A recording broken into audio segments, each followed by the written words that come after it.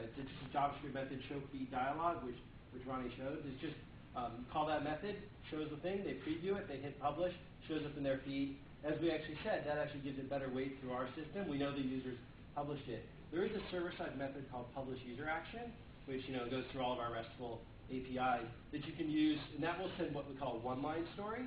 It's sort of a simple story. In order for your Facebook applications are able to do that automatically. The users on Facebook, they're used to, like, if I change my relationship status, it posts a one-line story that says, Josh changed relationship status, and everybody in the world knows, and they all comment on it, and creates a lot of interesting conversations. So in applications on Facebook can do that automatically. We obviously have a lot of policies about when that's appropriate and not. With Facebook Connect, as Ronnie said, you need to get approval to use certain stories, just because, while it might be expected when you're on Facebook for that to happen, it might be even more surprising if the user's off Facebook and they didn't know that was happening. So we have this approval mechanism, and we'll approve it for cases like if you're rating stars on something. Josh rated this movie 4 stars. We may not do it if it's like Josh just watched this video without me actually seeing it and choosing to publish it. If it's a one-line story, though?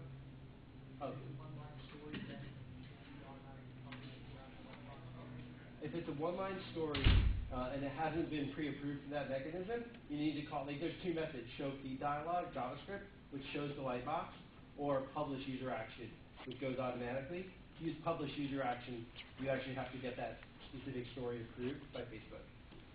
But the other thing to remember is users can check always publish, so that if I'm using your app and I'm doing a lot and it's showing that, always publish, and then they'll never see the lightbox again, which a lot of users do. But it's so much better for them to do that and never be surprised than for the app to be doing things that does surprise them. So if I wanted to go on and say, for example, Josh is traveling to London, or Josh is traveling to Madrid, or Josh is traveling to the city, that's a pretty complicated, that's not a fixed form template. I have to go on and plug the city in. It doesn't have a tag associated with your stuff. So I'm a little bit confused about your templates then, I guess. Okay. You're saying the story would be something like, Josh is going to London, right? Yeah, well, thinking I fill in the template on my side too with that stuff that's not based on your. Right.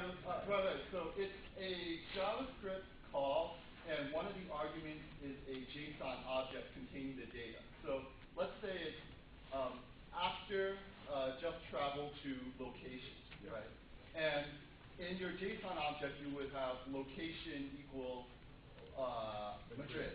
So you just have that simple JSON object. The association array is from location to Madrid, and we will fill that in. Okay, terrific. So I don't need to get that approved, though. No. What is approved or not approved is whether you can show these feed stories automatically on their Facebook without approval of the dialog. If you want to publish that as a one-line story, you would need to get the template actor just traveled to location approved by Facebook. And in the developer app, very, very shortly, we'll have a very simple way for you to just mark things for approval for Connect sites, and then they'll get processed and either approved or you get follow-up questions and stuff. For now, we just strongly encourage using feed forms in just about every case possible, because that's really powerful. There's one other feature to talk about based on your question, which is, what if you want to post stories when a user isn't actively on your site? Like I might schedule and say, next week I'm going to London. We have a feature that we call offline access, which is what we call an extended permission. And if you guys aren't familiar, I recommend you check out extended permissions, because they're actually a great way to prompt users to kind of grant access to additional things that you can do on Facebook. And once the user grants you permission, you can do that. Those include things like sending email, as well as so simply if you get the user to grant the permission to send email, then your application can send email to using either our method notifications.sendEmail or using a proxy email address that we provide to you. You can just send them emails all the way through, and they just go right to the user's inbox, whatever they've set for their Facebook mail. The offline access is another permission that you can use so that you can call methods on their behalf, like publishing feed stories when they're not currently with an active session. Josh, I have a question. We've always been talking about, dynamic privacy. Yeah. So when you do this offline access or a scheduled scenario that you were talking about, how does it work? So do I have to be logged in as a user on Facebook on the site using Facebook Connect? So the whole idea with offline access is that I say I trust this application. I'm trusting it to be able to make calls on my behalf, even if I don't have an active section. And once you've granted that permission, as a user, I trust this application because I trust that the gentleman's travel site is not going to spam and do things that I don't otherwise expect, or I'm going to uninstall it really, really quickly. But if I said, hey, I need you to grant this permission so that I can let your friends know when you're traveling next week, and I trust the application, I'm likely to grant the permission. So it's a sub-scenario of a user giving blanket permission for a specific site. Yes, so a dialog pops up on the Facebook Connect site, and it's like, do you want to give offline access to the site? When you're not using Facebook, they can still do things on your behalf. You click OK or cancel. If you click OK, then these things can happen, but only if you click OK. And the site can detect whether or not you've granted that.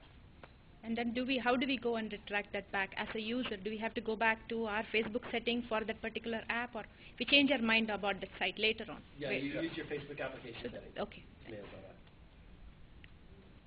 How likely are Connect stories to appear in your newsfeed when you're looking, when other people read them?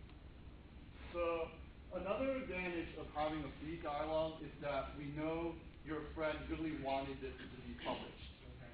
And in addition, it's a bigger story that has more content, like an image, right? Like some of them are just one line and just a sentence. Some of them have pictures and a lot of more interesting content. And that's what the dialogue is supposed to facilitate. So if you're using one-line stories, it's not going to appear on your friend's newsfeeds that much.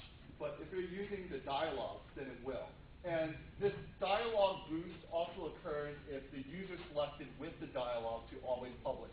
So the dialogue appears like, oh man, I really want to tell people I want to go to Madrid, and next time when I go to London or Paris, I want the site to automatically publish that to Facebook. That's always published, and this virality, the high newsfeed impressions will occur for every story, even though the future dialogues do not appear. And what are the odds of a newsfeed article appearing on my friend's story versus, say, a posted item? It depends on so many different factors. It depends on what applications you use, how you use them, when you published it, what their other friends are doing, how close you are on certain friends. So it's a pretty complicated system. It's something that we're looking at, and I think we've got a lot of exciting things to talk about in the next couple of months.